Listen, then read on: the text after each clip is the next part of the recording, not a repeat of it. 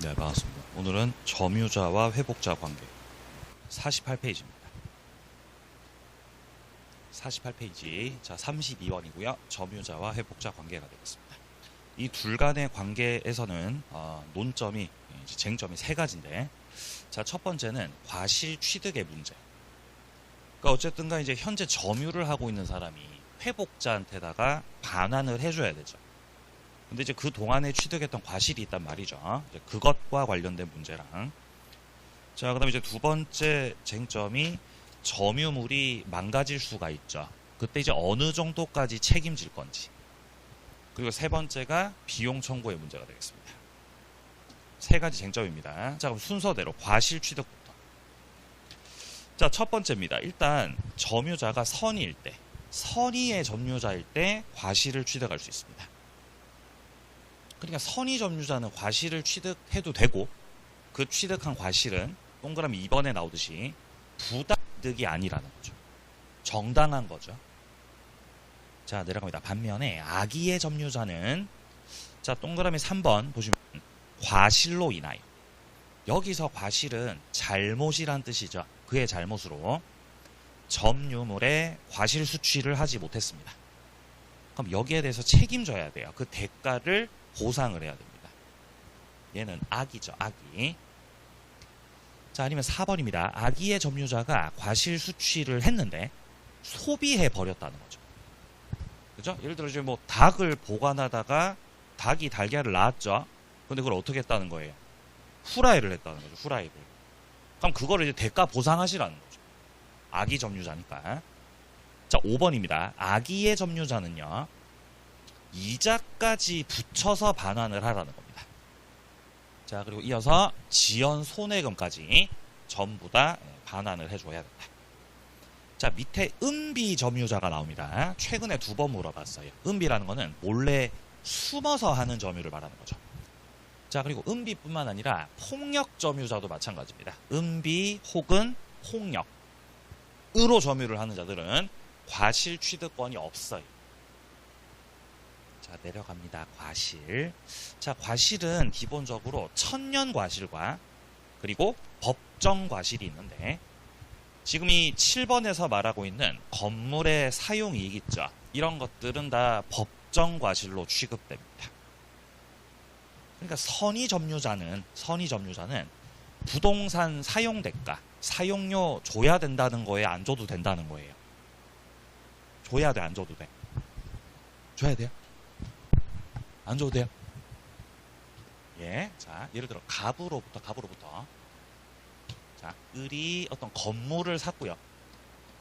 자, 을이 건물을 샀습니다. 그러면 건물을 샀으니까 사용했겠죠. 사용. 1년간 사용했습니다.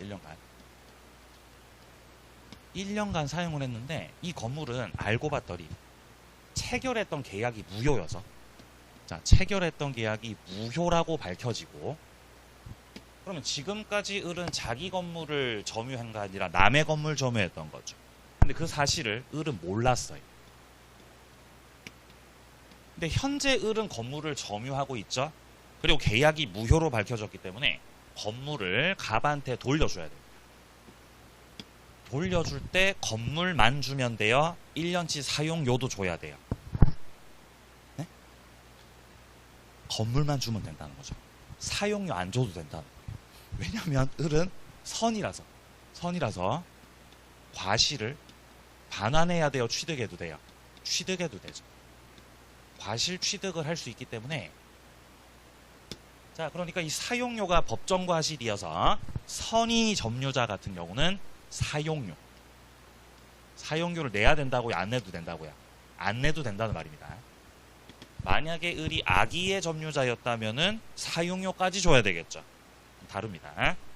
자, 그 다음 밑에 8번과 9번을 보시면은 8번은 계약이 취소가 됐어요. 9번 같은 경우는 계약이 해제가 됐다고 돼 있죠. 이게 조금 다릅니다. 일단 이 계약이 취소가 됐다든지, 자, 계약이 취소가 되었다, 아니면 계약이 해제가 되었다. 이 두 가지 같은 경우는 일단 공통적으로 무효가 된다는 것 똑같습니다. 무효가 될 때 그때부터 무효예요, 소급해서 무효예요? 그때부터 무효, 소급해서 무효. 자, 둘 다. 자, 소급해가지고 무효입니다. 소급. 취소가 되든 해제가 되든 소급해서 무효되는 거는 공통적이에요. 근데 이 둘은 좀 차이점이 있습니다. 취소가 되면은 뭐라고 얘기를 하냐면 부당이득. 부당하게 얻은 이득은 반환해야 된다. 이 법리가 따르고요.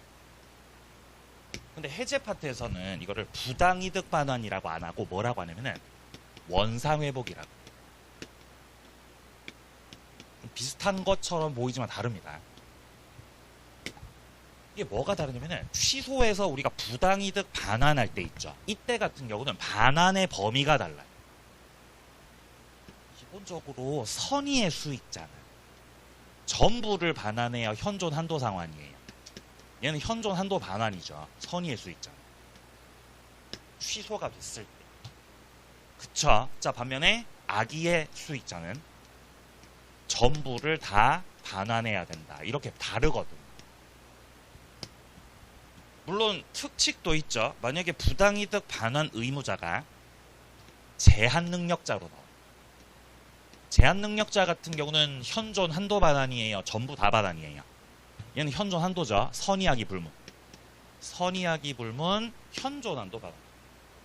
자, 이렇게 취소에 있어서는 부당이득 반환에서 반환의 범위가 조금씩 달라지거든요. 근데 해제 같은 경우는 여기는 원상회복이라는 거는 선이고 악이고 안 따지고 받은 것들을 전부 다 반환하는 거예요. 이게 좀 다르다는 거예요. 이게 차이가 있다는 거죠. 그래가지고 지금 8번에 보시면은 계약이 취소가 됐죠. 자, 그러면 선의의 점유자였던 매수인은 과실 취득권을 인정받을 수 있다는 거예요. 그렇기 때문에 선의의 매수인이 부동산을 돌려줄 때 사용료까지 줄 필요는 없다는 거죠. 따라서 둘째 줄에 매도인도 마찬가지로, 선의의 매도인도 마찬가지로 지급받았던 대금 돌려줄 때 이자까지 붙여야 된다, 이자 안 붙여도 된다? 안 붙여도 된다는 거예요. 선이라서, 얘네들 선이라서 과실 취득해도 된다는 거예요. 계약이 취소가 됐어요. 자, 근데 밑에 해제가 된 경우입니다. 자, 9번 같은 경우는 계약이 해제가 됐죠. 이때 같은 경우는 뭐 선이고 악이고 따질 거 없이 그냥 전부 다 반환하는 거예요. 해제해서. 그렇죠? 그렇기 때문에 이 경우는 아무리 선의의 점유자인 매수인이라고 해도 과실 취득권 인정이 안 된다는 거예요. 네. 자, 그래서 해제가 됐을 때 원상회복을 해라. 이게 민법 548조예요. 해제가 되면 원상회복을 해라. 548조예요. 근데 지금 우리가 보고 있는 점유자 회복자 관계에서 야, 선의의 점유자는 과실을 취득할 수 있는 거잖아 라고 규정되어 있는 게 민법 제201조입니다. 선의의 점유자가 과실을 취득할 수 있다는 민법 제201조 있죠. 이거를 취소 파트에다가 적용시키는 건 무리가 없다는 거예요. 취소에서는 선의의 수익자가 현존 한도 상환을 하면 되기 때문에 논리가 모순되지 않거든요. 여기는. 근데 이걸 해제 파트에다가 적용시키려다 보니까 야, 이거는 안 맞는 거죠. 그럼 뭐를 더 우선 적용시킬 거냐는 거죠. 당시 판례에서는 원상회복 규정을 우선 적용시켰기 때문에 201조를 여기다가 적용시킬 수 없다고 했어요. 그래서 전부 다 반환을 해야 된다는 거죠. 자, 두 가지를 좀 비교해 두시고요. 자, 다음 내용. 자, 다음 두 번째입니다. 점유하던 그 물건이 멸실되거나 훼손됐을 때입니다. 이때는 한 개만 외우면 되잖아요. 현존하는 한도에서만 배상하면 되는 책임. 무슨 점유자일 때였죠? 선의. 이고 자주 맞아요. 선의에다가 자주까지를 다 갖췄을 때가 현존 한도 배상이었고, 그 외에 나머지에 해당됐을 때는 전부 다 배상을 해야 되는 그런 상황이죠. 자, 지금 동그라미 1번 같은 경우는 첫째 줄 끝에 보시면은 선의의 자주 점유자입니다. 선의의 자주이기 때문에 요 사람 같은 경우는 그 이익이 현존하는 한도에서만 배상하면 되고, 자, 2번 단락 같은 경우는 점유자가 선이라고 나왔지만 타주잖아요. 타주. 선인데 타주기 때문에 얘 같은 경우는 전부를 다 배상해야 됩니다. 근데 3번은 딱 무슨 단어가 보이죠? 악이라고 딱 나왔죠. 악이라고 나온 이상 자주든 타주든 이제 따질 게 없지요. 넌 그냥 전부 다 배상해. 내려갑니다. 비용 문제. 자, 비용 같은 경우, 자, 밑에 동그라미 1번 부품을 교체했습니다. 이런 건 유지 비용이죠. 유지비, 현상 유지 비용이죠. 이런 걸 필요비라 그래요. 자, 반면에 2번 단락에 가액을 증가시키는 비용을 유익비라 그러죠. 그래서 이렇게 필요비하고 유익비 두 가지를 합쳐서 우리가 비용이라고 합니다.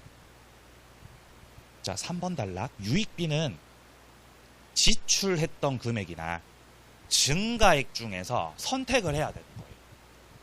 어떤 물건에다가 지출한 금액과 증가된 금액은 다른 거잖아요. 그죠? 예를 들어서 내가 인테리어 하는데 6천만 원 투자해서 6천. 그럼 6천만 원이 투입된 거잖아요. 지출 투입. 그죠? 그럼 가액이 얼마나 증가해요? 알 수 없죠. 알 수 없는 거죠. 예를 들어서 한 4억 5천짜리 4억 5천짜리 아파트가 있는 거죠. 거기다가 6천을 투입했다는 거예요. 아시겠어요? 인테리어를 6천만 원 들였대요. 그래서 구경을 해봤어요. 진짜 야무지게 완전히 너무 잘했더라고, 인테리어를. 한 50평짜리 아파트. 아주 야무지게 했더라고요. 그러면 자기 아파트에다가 6천 투입해가지고 아주 야무지게 인테리어 하셨잖아. 근데 이 사람이 이거 팔겠대, 이제.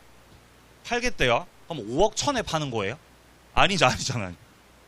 그래서 얼마에 내놓은지 아세요? 7억. 이렇게 팔겠다는 거지, 이렇게. 말도 안 되는데 어떻게 7억에 팔리겠냐고. 팔리더라고. 지금 계약이 됐다는 거죠, 지금. 그러니까 지출했던 금액하고 증가액하고는 다른 거라고요. 그러니까 회복자 입장에서는 지출 금액으로 줄 건지 증가액으로 줄 건지를 선택을 해야 된다는 거죠. 근데 그 선택은 돈 주는 사람이 선택하는 겁니다. 따라서 점유자가 선택, 회복자가 선택. 회복자가 선택한다는 거죠. 이 광경을 보면서 제가 좀 강의할 때가 아니라 진짜 인테리어를 해야 되겠다. 이렇게 뛴다는 거죠, 가격이. 자, 내려갑니다. 4번입니다. 비용 상환 청구권은요, 선악 불문입니다. 이거 조심하셔야 되죠. 그러니까 악의의 점유자도 비용은 청구할 수 있다는 거죠. 그러니까 악의의 점유자는 과실은 취득해요, 못해요? 취득 못하죠. 근데 투입했던 비용이 있으면 비용은 청구할 수 있다는 거죠. 6번 내려갑니다. 유익비에 대해서 상당한 기간을 허여했다. 여기서 기간 허여는 기간을 유예시키는 거 말하는 거죠. 이 표현 나오면 뭐가 성립 안 돼요? 유치권 성립 안 된다. 그렇죠? 상환기간 허여라는 거는, 자, 기간을 허여한다. 많이 나왔던 표현이죠. 자, 기간을 허여한다는 거는 그 이제 변제기를 뒤로 밀어서 유예시킨다는 말이죠. 유예. 기간을 유예시키게 되면은 결국 변제기가 밀려나면서 뭐가 성립하지 않는다? 유치권이 성립하지 않습니다. 근데 상환기간 허여 기간 유예가 가능한 거는 필요비가 가능해요, 유익비가 가능해요? 유익비가 가능합니다. 필요비는 안 돼요. 그죠? 근데 마침 보면 다 이제 유로 시작하잖아요. 유. 그죠? 유익비, 유. 그죠? 기간을 뭐 하는 거? 유예. 허여, 유예하는 거죠. 뭐가 성립 안 된다? 유치권이 안 된다는 거죠. 그죠? 다 유로 연결되는 거죠. 필요비는 안 됩니다. 자, 7번입니다. 비용 상환 청구권은 회복자가 돌려달라고 반환 청구할 때. 회복자가 물건 나한테 돌려달래. 반환 청구 받았죠. 그때 비로소 이 비용 청구 이행기가 도래합니다. 8번 무효인 매매계약의 매수인이 점유 목적물의 필요비 등을 지출했고, 근데 둘째 줄의 매도인이 그 목적물을 지금 제3자한테다가 양도했다는 겁니다. 그럼 이때 매수인 같은 경우는 누구에게 비용 청구를 할 거냐는 건데, 지금 보시면은 양수인이라고 되어 있습니다. 자, 일단 갑이 소유하고 있던 건물이 있었고, 갑 소유 건물에다가 을이 건물을 쓰면서 여기다가 비용을 투입했다는 거죠. 지금 필요비를 투입했다는 거죠. 그럼 필요비를 투입했으니까 점유자인 을은 건물을 돌려줄 때 이 비용을 달라고 할 수 있는 거예요.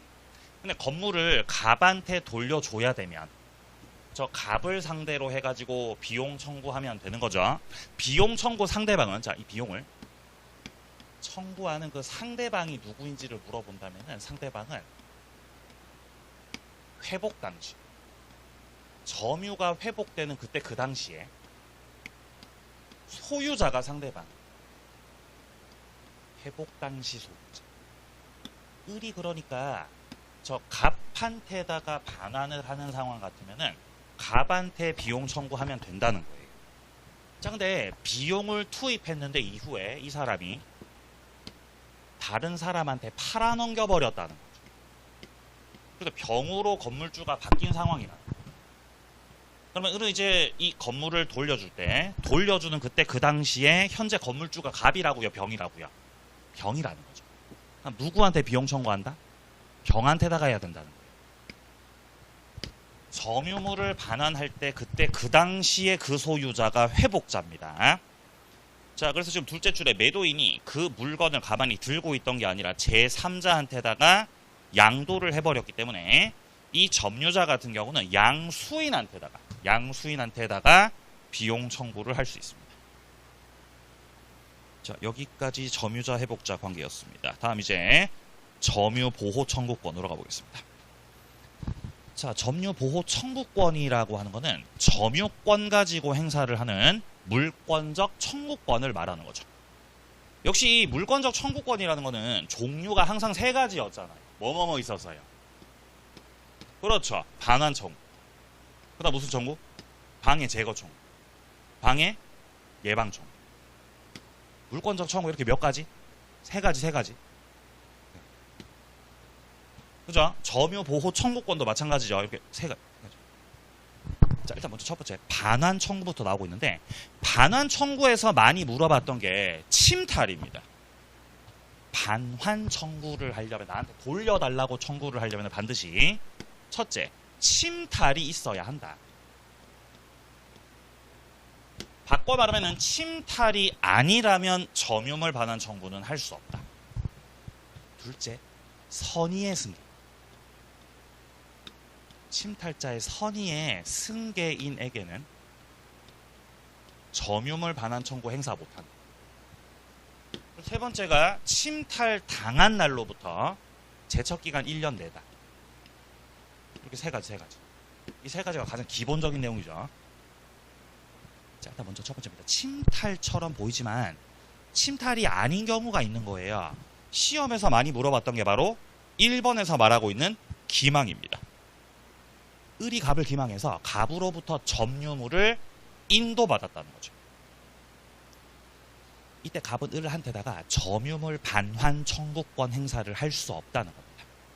왜냐면 여기서 말하는 기망이라는 건 침탈이라서요, 침탈 아니라서요. 침탈이 아니죠. 침탈은 빼앗아온 게 침탈이에요. 근데 을이 갑한테 사기쳐서 뺏어왔어요, 받아온 거예요? 받아온 거죠. 받을 당시에는 뭔가 폭력이 동원됐어요, 평화로웠어요? 당신은 평화로웠잖아요. 사기쳤다는 거예요. 침탈 아닙니다. 따라서 이 사기꾼한테다가 점유물 반환 청구를 할 수 없다는 거죠. 2번, 직접 점유자 을이 간접 점유자 갑의 의사에 반해서 병한테다가 인도시켰습니다. 그럼 현재 병이 점유를 하고 있는 상황이죠. 그럼 여기서 직접 점유자 을은 이를테면 임차인을 말하는 거고, 간접 점유자 갑은 임대인을 말하는 거잖아요. 임차인이 임대인 무시하고 병한테다가 무단전대차 이런 거 했다는 거죠. 무단전대차. 그럼 현재 병이 하고 있는 점유는 훔친 거예요? 나름대로 받아온 거예요? 나름 받아온 거죠. 계약을 나름대로 해가지고. 그것이 설령 무단전대차라고 해서 나름대로 계약을 했던 거죠. 그러니까 침탈이 아니죠, 이것도. 따라서 갑이 무단전차인 병 상대로 점유물 반환 청구권 행사를 할 수 없다는 겁니다. 자, 밑으로 내려갑니다. 2번 반환 청구 상대방입니다. 자, 첫째, 보조자가 나오네요. 보조자 보면 이제 무슨 생각 드세요? 보조자 딱 보면 무슨 생각 들죠? 예? 아무 생각이. 예? 자, 보조자를 보는 순간 점유자 아니다. 보조자 보는 순간 점유자 아니다. 물권적 반환 청구는 현재 점유하는 자를 상대로 해야 되거든. 근데 보조자 같은 경우는 점유자가 아니기 때문에 물권적 청구권 상대방 될 수 없다. 근데 이번에 간접 점유자는 점유자예요, 점유자 아니에요? 점유자 맞죠? 얘는 상대방 될 수 있다, 없다? 있죠, 점유자 맞아요. 자, 3번입니다. 갑의 점유물을 을이 침탈했고 을이 이걸 다시 선의의 병한테다가 매도 인도했다고 돼 있죠. 그럼 바로 이 을이 도둑놈이고요. 을이 침탈자죠. 그러면 갑의 입장에서는 을 상대로 해가지고 점유물 반환 청구를 할 수 있겠죠. 근데 을이 가만히 가지고 있었어요? 병한테 넘겼어요? 병한테 넘겼죠. 병이 바로 승계인입니다. 근데 그 승계인이 지금 악의의 승계인, 선의의 승계인? 선의의 승계인이죠. 선의의 승계인한테다가는 점유물 반환 청구를 할 수 없습니다. 자, 밑으로 내려갑니다. 자, 밑으로 가서 자, 작년에 나왔던 골치 아팠던 질문 6번 보세요. 타인의 점유를 침탈한 뒤 제3자에 의해서 점유를 침탈당한 자죠. 이게 무슨 말이냐? 도둑놈이 도둑질을 당한 거죠. 네? 누가 도둑질 당했다고요? 도둑놈이 도둑질을 당했다는 거예요. 도둑놈. 타인의 점유를 침탈했죠. 근데 침탈하고 나서 무슨 일이 벌어졌어요? 침탈을 당했다는 거예요. 그러니까 예를 들어 갑이 예를 들어 자동차를 갖고 있는데 갑의 자동차를 을이 침탈해서 훔쳤어요. 그럼 을은 침탈자죠. 자동차를 훔쳤다. 그리고 현재 을이 점유를 하고 있는 상황이죠. 근데 을이 훔친 차량이 있었는데 이거를 또 다른 도둑놈이 또 가서 훔쳤다는 거예요. 또 이렇게 침탈해서 가져왔다는 거예요. 이런 상황입니다. 그럼 을은 점유를 침탈당했죠. 그럼 자기 점유를 침탈당했기 때문에 침탈자 상대로 자동차 내놔라. 점유물 반환 청구. 어떻습니까? 할 수 있겠습니까? 이거? 할 수 있어요. 아니 도둑놈인데 어떻게 돌려달라고 합니까? 도둑놈이긴 하지만 점유했던 건 사실이죠. 점유를 하고 있었고 점유의 침탈을 당한 거기 때문에 여기에 대해서 점유물 반환 청구는 가능합니다. 자, 그러면 갑의 입장에서는 내 차를 돌려받아야 되잖아요. 갑이 여기서 어쨌든 간 소유자인데 갑이 여기서 이제 돌려달라는 어쨌든 이 점유물에 반환 청구를 하겠다라는 건데 어쨌든 간 반환 청구를 하려면은 현재 점유를 하고 있는 자를 상대로 해야 된다는 거예요. 을하고 병 중에서 누가 현재 점유하고 있어요? 물리적 점유 병이 하고 있죠. 그러니까 병한테다가 반환 청구는 할 수 있겠죠. 그죠? 근데 을한테다가는 반환 청구 된다고 안 된다고? 이게 지금 안 된다고. 근데 을은 도둑놈이잖아요. 하지만 을은 점유를 안 하고 있어요. 점유를 안 하고 있기 때문에 반환 청구 상대방은 될 수 없다고 말하는 거죠. 자, 내려갑니다. 제척 기간은요. 침탈당한 날로부터 제척 기간 1년 내로 행사. 자, 그리고 2번 단락의 요 1년은 출소 기간이라고 하는데 이 출소 기간은 소재기 기간을 말하는 겁니다. 점유물 반환 청구는 소송으로 하라는 내용이에요. 그죠? 왜냐면 말로 하면 안 통하니까. 말로 하면 잘 안 통하죠? 소송하라는 거예요. 소송. 자, 오른쪽 갑니다. 4번. 방해 제거 청구, 방해 예방 청구입니다. 자, 동그라미 1번에 공사로 인해서 방해를 받으셨다는 거예요. 그러니까 옆에서 공사를 하다 보니까 내 점유물이 지금 방해를 받고 있어요. 그럼 거기에 대해서 방해 제거 청구를 할 수 있는 거예요. 근데 문제는 지금은 공사가 완성돼 버렸죠. 이미 공사 다 끝났죠? 그러면 여기에 대해서 제거 청구 못 한다는 거죠. 자, 완성된 경우뿐만 아니라 착수 후 1년 경과가 되면, 공사 착수 후 몇 년 경과가 되면 1년이 경과돼 버렸습니다. 그러면 제거 청구는 할 수 없습니다. 자, 2번입니다. 방해받은 점유자는 방해 제거, 자, 그리고 손해배상을 청구할 수 있습니다. 여기서 방해 제거 청구할 때는 이 방해자 고의과실 같은 거는 필요 없습니다. 원래 물권적 청구권 행사를 할 때는 고의과실이 요건이에요? 요건 아니에요? 요건 아니죠. 근데 지금 둘째 줄에 손해배상 청구를 하려면, 자, 추가적인 손해배상까지 청구할 겁니다. 자, 그 경우는 고의과실이 있어야 된다. 따라서 3번, 과실 없이 점유를 방해하는 자가 있습니다. 지금 이 사람은 방해하고 있어요? 방해 안 하고 있어요? 이 자는 방해하고 있다, 방해 안 하고 있다? 지금 책에 보시면은 방해하는 자라고 되어 있습니다. 방해하고 있음, 안 하고 있음? 하고 있죠. 방해하고 있죠. 근데 잘못은 있어, 없어?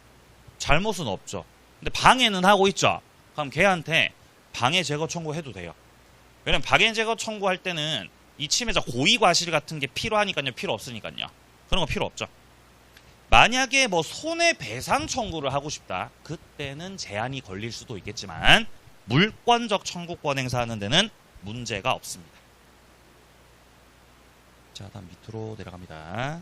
자, 4번에 방해받을 염려가 있을 때는 예방 또는 손해배상의 담보 청구, 여기는 또는으로 연결되어 있다는 것을 좀 봐두시기 바랍니다. 자, 그 다음 밑에 내려가서 5번입니다. 점유의 소가 있고 그 다음에 본권의 소가 있다는 겁니다. 자, 1번 점유권에 기인한 소가 있다는 거죠. 이거는 본권에 관한 이유로는 재판할 수 없다는 거죠. 왜냐면 이제 점유권 가지고 하는 소송하고 본권 가지고 하는 소송은 별개의 소송이란 말이죠. 따로따로 소송이라서. 지금 1번 단락에서 말하는 거는 점유권에 기인한 소잖아요. 그러니까 소송을 점유권으로 하고 있는 거라고요, 지금. 그럼 이때는 본권을 가지고 재판해야 돼요? 점유권 가지고 재판해야 돼요? 점유권으로 재판해야 된다. 그 말이죠. 자, 다음 이제 소유권 파트로 가보겠습니다. 자, 51페이지 보시면은 34번에 소유권 나오고 있습니다. 자, 소유권이라는 거는 일단 첫 번째로 사용 수익 처분의 권능을 다 가지고 있는 게 소유권입니다. 이거를 1번 달라 대세적, 영구적으로 포기해버린 소유권, 그런 건 존재할 수 없어요. 왜냐면 기본적으로 물권이라고 하는 거는 법정주의가 지배를 하고 있습니다. 우리가 물권을 행사할 때는 법에서 정해진 대로 행사를 해야 되거든요. 자, 그런 걸 물권을 행사할 때는 법에서 정해진 대로 하거라. 그게 바로 법정주의죠. 법정주의. 그러니까 당사자가 합의해서 정할 수 없어요. 법에서 정해놨으면 정해진 대로 하라는 거죠. 그래서 물권법에 있는 규정들이 대부분 다 무슨 규정들이에요? 강행 규정이란 말이죠. 민법을 만들었을 때 소유권이라는 거는 부동산에 대한 사용수익 처분을 다 할 수 있는 겁니다 라고 정해놨죠.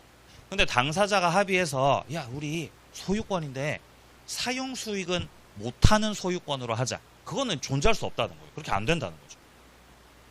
자, 그런 맥락에서 2번도 마찬가지죠. 처분 권능이 없는 소유권도 인정될 수 없습니다.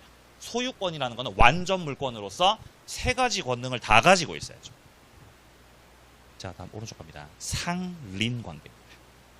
상린 관계, 이웃하고 있는 관계를 다루는 파트죠. 자, 여기서 주의 토지 통행권이 나옵니다. 자, 주의 토지 통행권이라는 거는 맹지에서 인정되는 거죠. 맹지. 그렇죠? 맹지를 갖고 있을 때 맹지를 가지고 있으면은 옆에 땅을 통행할 수 있는 것이죠. 그러니까 남의 땅을 밟고 가는 거니까. 내가 지금 맹지를 가지고 있어. 맹지를 가지고 있어요. 그러니까 이제 길로 나가야 되겠죠. 근데 맹지를 갖고 있다 보니까 옆에 땅을 이렇게 나갈 수밖에 없다는 거죠. 이게 바로 주의 토지 통행권이죠. 그러니까 남의 땅 밟는 거니까 맹지가 아니면은 통행은 할 수 없다. 이렇게 봐야 되는 거죠. 자, 첫 번째입니다. 등기가 필요 없습니다. 등기가 불가능해요. 주의 토지 통행권 자체가 독립적인 물권이 아니기 때문에 등기 못합니다. 등기 없어도 되죠. 자, 2번입니다. 주의 토지 통행권은 토지 공로 사이에 기존의 통로가 있다고 되어 있네요. 자, 일단 통로가 존재한다는 거. 자, 그 통로가 존재한다는 거. 둘러가지고 공로로 빠져나갈 수 있는 통로가 있다는 거죠. 그러면 통로가 있다는 건 맹지라는 거다, 맹지 아니라는 거다. 맹지 아니잖아요. 맹지가 아닌 거죠. 그럼 주의 토지 통행권. 남의 땅 밟고 갈 거예요. 주의 토지 통행권. 인정된다, 인정 안 된다. 인정 안 되죠. 그죠? 인정 안 되죠. 응? 여기가 갑땅이고 여기가 을땅이란 말이에요. 근데 갑이 을한테 야, 내 네 땅으로 좀 다니게. 그죠? 그럼 을이 그러겠죠. 둘러가라 길이 있는데. 근데 갑의 입장에서는 둘러가는 것보다 바로 가는 게 더 편리하잖아. 그게 더 편리하죠. 편리하니까 남의 땅으로 가면 되겠죠. 그러면 안 된다는 거예요. 그러면 안 돼요. 그게 지금 3번이면 3번. 자, 3번에 보시면은 기존의 통로보다 더 편리하다는 이유. 더 편리하다는 이유. 통행을 할게. 안 된다고요. 안 된다고. 그럼 불편해도 통로가 있으니까. 불편해도 통로 있으니까 통행권으로 가야 돼요. 통로로 가야 돼요. 통로로 가는 게 맞다는 거예요. 그죠? 근데 통로가 있긴 한데 이 통로가 2번에서 지금 이용에 적합하다, 이용에 부적합하다. 이용에 부적합해요. 사람이 댕길 수가 없다는 거지. 이용에 부적합하니까 통로로 갈 수 없는 거잖아요. 그러면은 통행권 인정된다, 안 된다? 그럼 인정된다. 그 말이죠. 지금 거기 2번이잖아요. 통로가 있지만 둘째 줄 이용에 부적합하니까 이때는 통행권 인정해준다. 자, 밑으로 내려갑니다. 자, 동네 5번 단락입니다. 대외적으로 소유권 주장 못하는 명의 신탁자,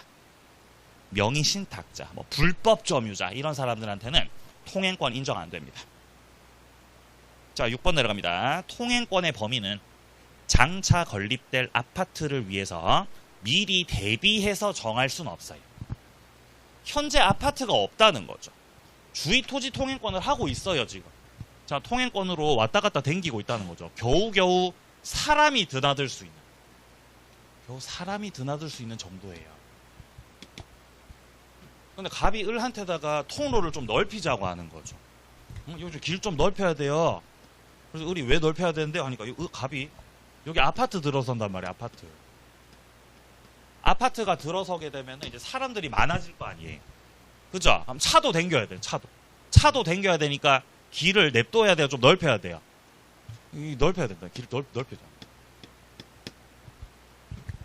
그죠? 그래서 을이 그럼 아파트 언제 들어온대요? 라고 하니까 갑이 10년 뒤에 들어옵니다. 10년. 에? 10년 뒤에 들어오니까 미리 길 넓혀 놓자. 에? 그거 돼, 안 돼? 그거 안 됩니다. 미리 대비 안 됩니다. 자, 7번입니다. 포위됐던 토지가 공로에 접하게 됐다. 그러니까 길이 들어선 거죠. 길이 닦였죠. 그럼 더 이상 통행권 인정받을 필요성이 없어진다. 그러면 통행권은 자연스럽게 없어지겠죠. 다음 페이지입니다. 자, 8번입니다. 통행지 소유자가 방해가 되는 담장을 설치했다는 겁니다. 여기서 갑이 주의 토지 통행권자, 갑이 통행권자고 을이 통행지 소유자죠. 근데 을이 여기다가 뭐를 설치했다고요, 지금? 담장을 설치했다는 거죠. 담장을 이렇게. 담장 왜 설치해요? 에? 놀부라서 놀부. 놀부죠, 놀부. 못 다니게. 방해물을 설치한 거죠. 그럼 여기에 대해서는 철거해 줘야 된다는 거예요.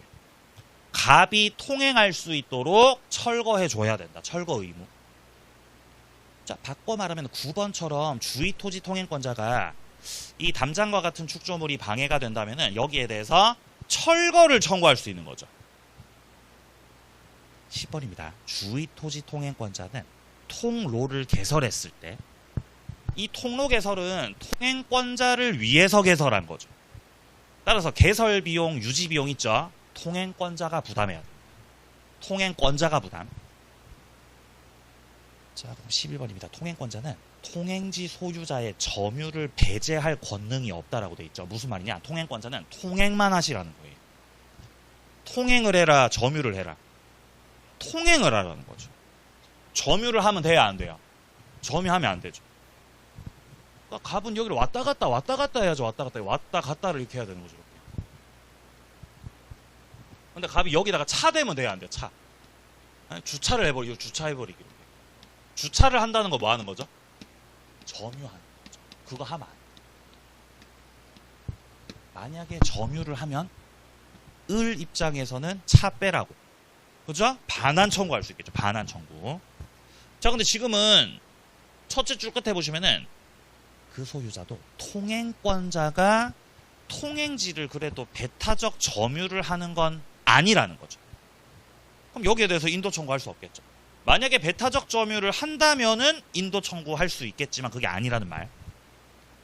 자, 12번 내려갑니다. 통행지 소유자는 통행권자로부터 허락을 얻어서 통행하고 있는 자들한테다가 보상 청구를 할 수는 없다는 거죠. 그러니까 보상 청구는 허락을 얻은 자한테 하는 거다, 통행권자한테 하는 거다. 통행권자한테 하는 거죠. 갑이 통행하다 보니까 을한테 손해가 생기죠. 그럼 갑한테 보상 청구할 수 있어요. 보상 청구. 갑한테 보상을 청구할 수 있어요. 그러니까 주의 토지 통행권은 기본적으로 유상이에요, 무상이에요? 유상이죠, 유상. 그죠? 근데 명절이 돼가지고, 명절 돼서 갑의 가족들이 놀러 와서 왔다 갔다 했다는 거예요. 그때 을이 통로 앞에 서가지고 가족들한테다가 한 번 지나갈 때마다 500원입니다. 라고 보상 청구. 할 수 있다고 그거 안 된다고. 안 된다는 거죠. 허락을 얻어서 통행하고 있는 자들한테다가 보상 청구를 하는 게 아니라 통행권자를 상대로 하는 게 맞다는 거죠. 자, 그럼 13번입니다. 공유했던 토지가 자, 첫째 줄에 분할됐다. 분할이 돼가지고 공로에 들어가지 못하는 거죠. 아니면 거기다 추가하세요. 일부 양도. 분할 위에다 쓰세요. 일부 양도. 분할이나 일부 양도로 맹지가 되었던 경우다. 라고 한다면은 이때 같은 경우는 자, 그 줄 끝으로 갑니다. 통행권 인정되지만 보상의 의무가 없다는 거죠. 자, 14번 내려갑니다. 토지 분할로 인해서 무상통행권 취득했죠. 이때 무상통행권은 당사자 사이에서만 인정되는 거죠. 자, 토지를 양도해버렸다면 양수인한테다가는 무상공짜 통행권이 인정되지 않습니다. 자, 상린관계 요 정도로 보겠습니다. 자, 이제 우리는 이어서 취득시효로 바로 가보도록 하겠습니다. 자, 취득시효는 54페이지입니다. 자, 취득시효라는 거는 시간의 효과로 인해서 뭔가 권리를 취득하게 되는 제도를 가리킵니다. 그죠? 취득시효라 그러는 거죠. 시효 취득이라고 해도 되고 취득시효라고 해도 됩니다. 제도가 두 가지가 있죠. 부동산 관련 점유 취득시효. 그다음 또 뭐가 있죠? 등기부 취득시효.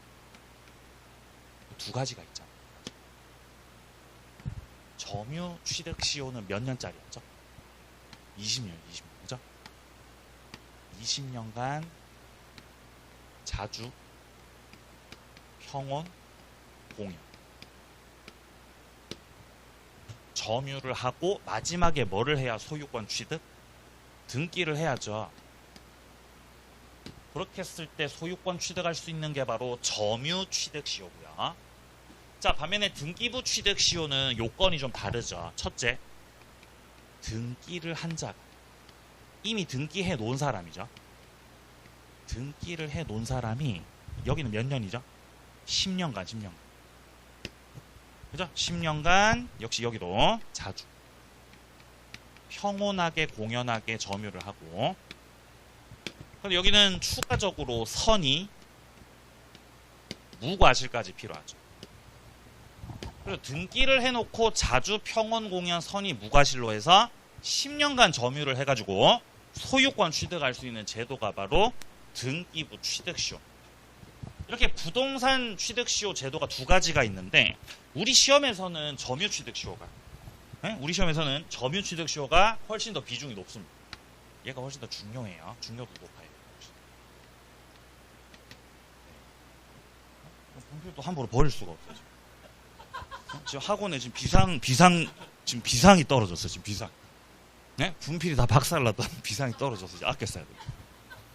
그러니까 분필을 쓸 때 이렇게 홀더를 써서 이렇게 좀 자연을 아끼고. 제가 제일 안 부러뜨리죠. 예. 제가 제일 안 부러뜨립니다. 자, 취득시효 대상입니다. 자, 첫째, 국유재산이죠. 일반적으로 국유재산이라는 건 시효로 취득하는 게 좀 어색하게 느껴질 수도 있는데 그 중에서도 일반재산이에요. 일반재산 같은 경우는 취득시효 대상이 됩니다. 무슨 재산이요? 일반재산, 일반재산. 일반재산은 취득시효가 된다는 거죠. 행정재산은 안 돼요. 일반재산은. 일반재산은 취득시효가 왜 되는지 아세요? 여기 된다고 여기 된다고. 취득시효 된다고. 일반재산. 예? 일반재산 된다고. 자, 2번입니다. 일반재산이었는데 시효 완성되고 나서 행정재산으로 됐죠. 그러면 행정재산으로 바뀌어버리면 이거 이제 취득시효 망가집니다. 이제 안 됩니다. 이제.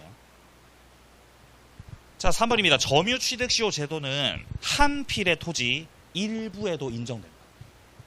어디에도 인정된다고요? 일부에도, 일부. 그러니까 꼭 전부를 점유 취득시효 안 해도 된다는 거죠. 뭐도 된다고요? 일부도, 이거 된다고. 일부.